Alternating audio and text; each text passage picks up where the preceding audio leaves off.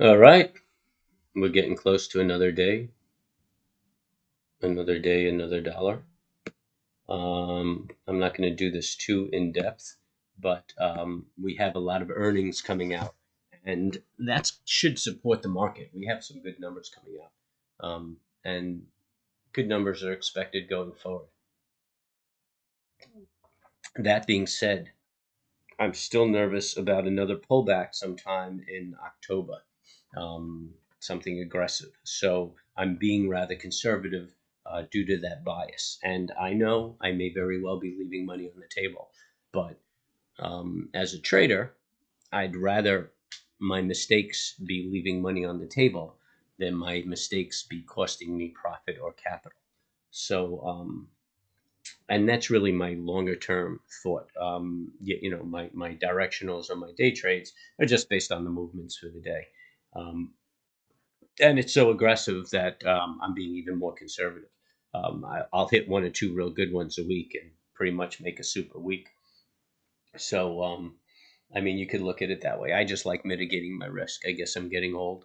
I don't have to make every dime, but that's how everybody should. I mean, at least look at it as far as what your trading comfort is. And if you want to trade every day and try to capture every move, that's fine, just as long as you have a good risk management plan.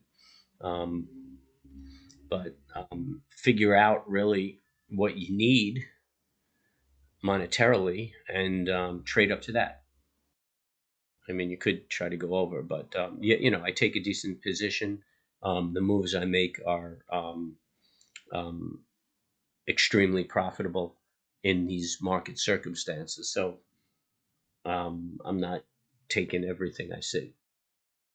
I don't really want to talk numbers because I don't want to set goals for people or have them misconstrue what I'm saying and think that they should be hitting those numbers. Um, it's all a matter of your personal comfort level and what you could afford to lose. I mean, I could lose fortunes and still trade and not change my life much. But yeah, that's the result of doing this for like 20, 25 years. But so again, I don't want to talk hard numbers, but figure it out. I mean, if you could live off of $3,000 a month and you knock that out in a week, then why take another trade? Wait till next week and take another trade, or just wait until you see something that's blatantly obvious and you can't not take that trade, and take that next trade.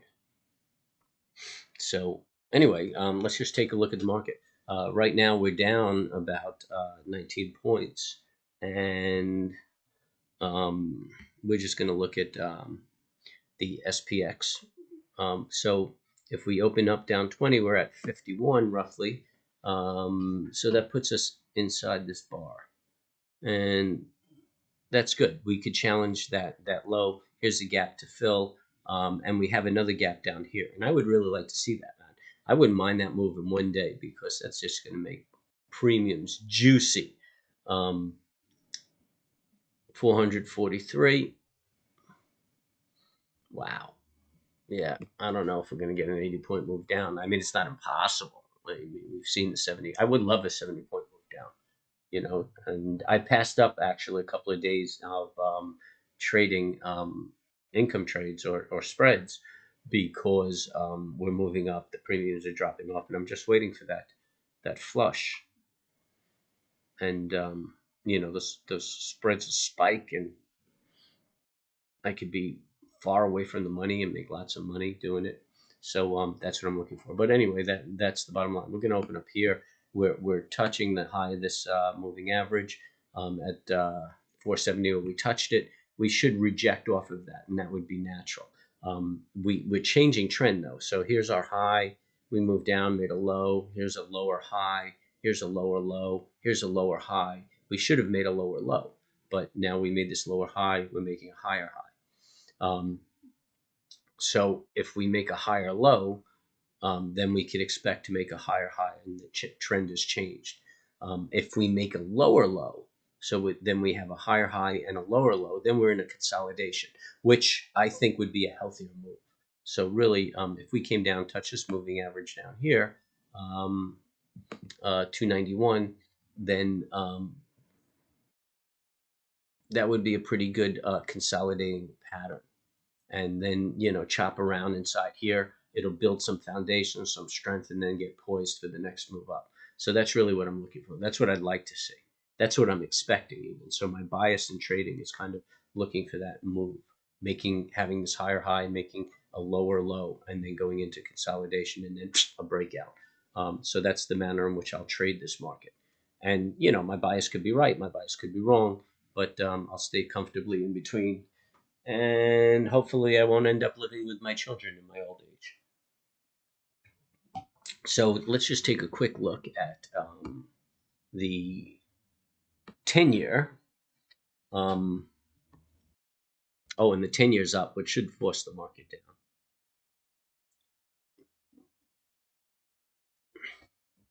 And it's setting up a bull flag on the 30-minute. So yeah, hopefully this baby will squeeze the market down a little bit. I mean, if it moves up and the market moves up because of earnings and things, but the 10-year keeps moving up, I think it's just going to create more of a violent correction in the market. So hopefully this baby moves up, the market moves down, it's less violent, nobody gets really hurt, although I guess you can't have winners without having losers, and we go on making money. Let's see. Oh, they're slamming Virgin Galactic. So if you guys are buying it or interested in it, just sit back and let them finish slamming it. The delays are fine, and it's creating buying opportunity, if you ask me. But they're going to slam this thing, and they think it's going to come down another 25%. So you're talking like buying this thing at 15, which I like the idea, and I think it's a good buy at 15. But if you're thinking about buying it, then you might want to wait and see that transpire. TBT, whoever listens to me knows that this is a play on bond prices. This is a ETF that shorts bond prices. As interest rates go up, bond prices go down. So that's a good way to play short on bonds. And I think I've been doing it since it's 15, and we started talking about it around 1680, 17. So my free folk friends, if they participated, are making some money. Tesla's cool. It's getting a lot of action. Good trading vehicle again. So you guys could look at that. Take the setups that I've shown you, the reversals, the trends, and things of that nature. The